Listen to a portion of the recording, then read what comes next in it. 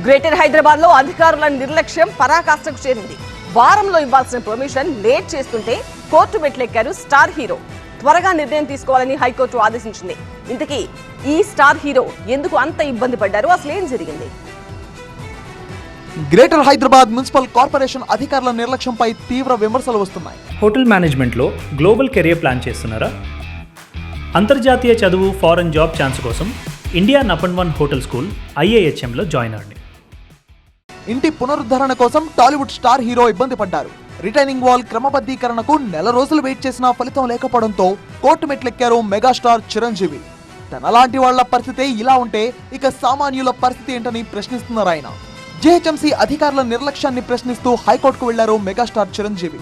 జూబ్లీహిల్స్ నివాసంలో చేపట్టిన పునరుద్ధరణ నిర్మాణాలకు సంబంధించి హైకోర్టు కీలక ఆదేశాలు జారీ చేసింది. ఇంటి పునరుద్ధరణలో భాగంగా చేపట్టిన నిర్మాణాలను క్రమబద్ధీకరించాలంటూ చిరంజీవి దాఖలు చేసిన దరఖాస్తును పరిశీలించి చట్ట ప్రకారం నిర్ణయం తీసుకోవాలని గ్రేటర్ హైదరాబాద్ మున్సిపల్ కార్పొరేషన్ ని హైకోర్టు ఆదేశించింది. చిరంజీవి తన ఇంటి పునరుద్ధరణలో భాగంగా నిర్మించిన రిటైన్ వాల్ క్రమబద్ధీకరణ కోసం జూన్ 5వ తేదీన GHMCకి దరఖాస్తు చేసుకున్నారు.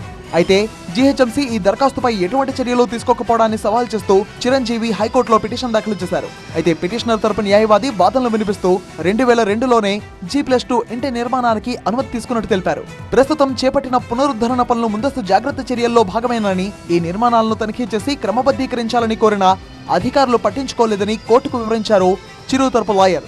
GHMC తరపు న్యాయవాది స్పందిస్తూ చిరంజీవి దరఖాస్తుపై చట్ట ప్రకారం చర్యలు తీసుకుంటామని కోర్టుకు తెలిపారు. ఇరుపక్షాల వాదనలు విన్న న్యాయమూర్తి పిటిషనర్ దరఖాస్తుపై GHMC చట్ట ప్రకారం ఉత్తర్వులు జారీ చేయాలని ఆదేశిస్తూ విచారణను క్లోజ్ చేశారు.